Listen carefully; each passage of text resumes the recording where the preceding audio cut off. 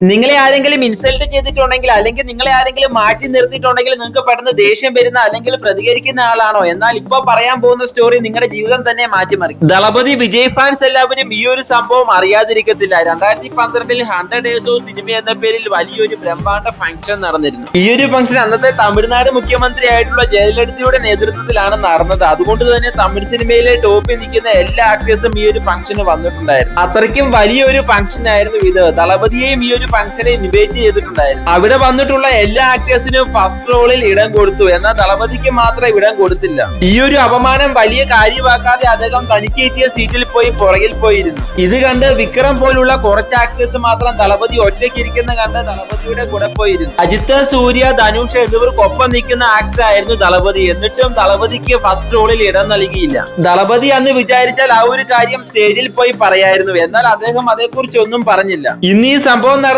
ഏകദേശം 13 വർഷമായി. എന്നാൽ ഇന്ന് ദളപതി വിജയ് ഇന്ത്യൻ സിനിമയുടെ നമ്പർ 1 ആണ്. ഈ 12 വർഷവും ദളപതി വിജയ് അതിനെക്കുറിച്ച് ആരോടും സംസാരിച്ചിട്ടില്ല. കഠിനാധ്വാനം ചെയ്തുകൊണ്ടേയിരുന്നു. അതുകൊണ്ട് ഇന്ന് ദളപതി വിജയെ കുറിച്ച് ഇന്ത്യൻ സിനിമ മുഴുവൻ സംസാരിക്കുന്നു. Problems will come and go. கொஞ்சம் chill பண்ணும். அவ்வளோதான் மேட்ரு. ரைட்டுங்களா? Kill them with your success. Bury them with your smile.